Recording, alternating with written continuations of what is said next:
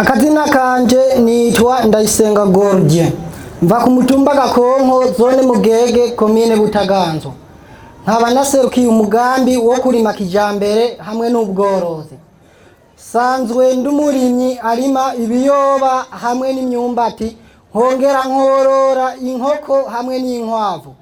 Mu kurima kijambere utegerezwa kuba worora mu ntumbero yo kugwiza uburyo bwinshi mu gihugu hamwe no kugwiza ivyimburwa birenze.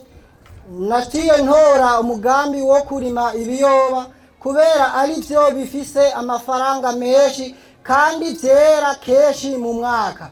Ubwa mbere ibiyoba vyera gatatu, hari ibiyoba vyo ku gatasi ku mpeshi hamwe n'ibiyoba turima muci ahantu hari imyonga n'ahantu hakanye, mu ntumbero yo muri wa mugambi wo guca imikobeko mu mwonga no kuduza amazi kugira tuvomere ibiterwa vyose. Abantu bo mu karere mbamwo bose bitaho kurima ibiharage, navyo vyeze atabeyi bigugwa. Ku mutumba iwacu n'ahantu hari imisozi myinshi kandi imera.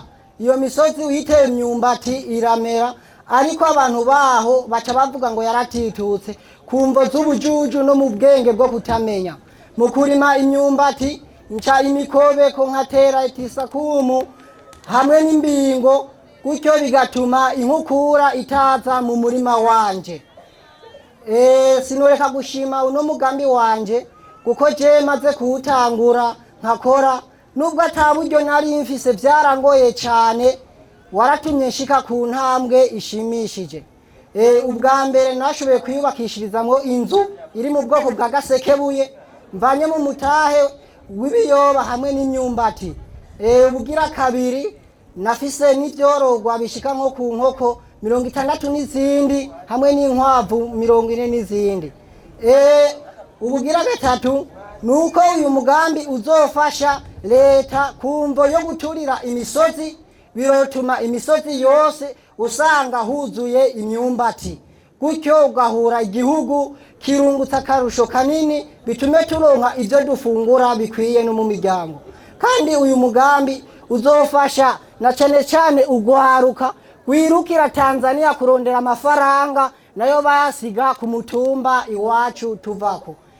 Kandi biroshika bitume ubwo gwaruka rwose ruronka uburyo bwo kwiyubakishiriza inzu badaciye gusaba muri leta ngo hakenewe ibi, nyabuna abe ariwe werekana ingufu zawe nkuko je nemeye kwitanga. Ego murakoze.